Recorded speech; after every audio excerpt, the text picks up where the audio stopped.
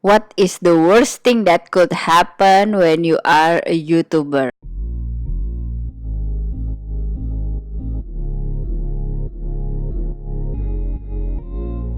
So last week I went to my friend's apartment and I decided to had a little photo shoot with her and then make a video about the shoot, and turns out the audio was turned off. So probably maybe I was not born into the type of YouTuber that do the what's up or what's up guys. Okay, I'm not that kind of YouTuber, but well, let's start this content.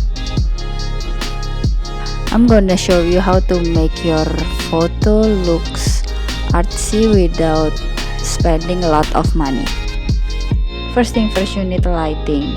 An LED light. The prices vary from 100,000 until 250,000 rupiah, but mine it's about $25 ish. Anyway, the second thing you need is transparent plastic. We call it mica in Indonesia. Last week I bought, you can choose whatever color you like, yellow, blue and red, because you can create other colors from those primary color. And the price is about third.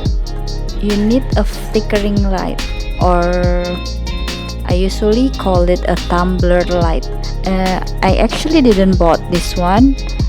And the last thing you need is a blanket. I want to make a textural kind of silhouette in the photograph, so blanket is something that usually create softness and it matches the tumbler light I mentioned before.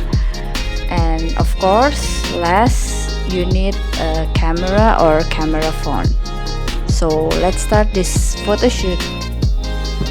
So first, you have to set up your lighting. Put your mica in front of the LED lighting, and you can also use your torch on your mobile phone and place the transparent plastic around your phone so you can create a color shadow. You will have two different color lighting, so you can place the first lighting behind your object and the second one in front of your object. Therefore, you can create a silhouette with two color. This is the effort of making art. So the second one. Now we are going to use the $1 lamp.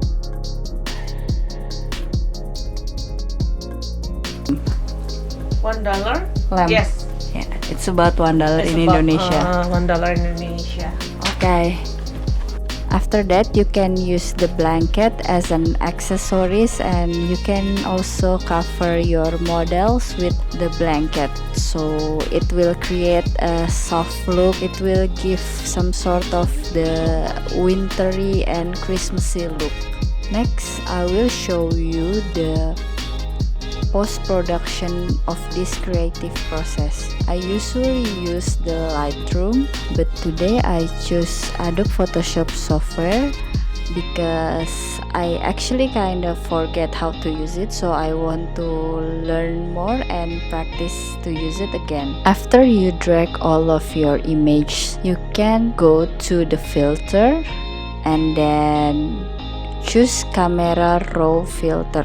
In that part, you can play around with the exposure and then the temperature. Play around with your shadow, the whites or the black, and adjust everything until you are satisfied. After that, you can save it as the JPEG and then put on the maximum quality. So these are the result of the photo shoot.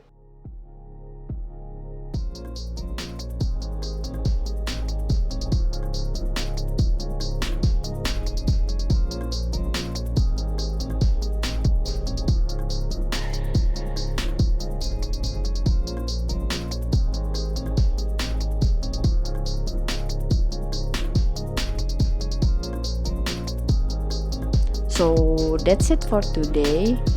Thank you for watching. If you like this kind of content, kindly put a comment and then see see you on the next photo vlog.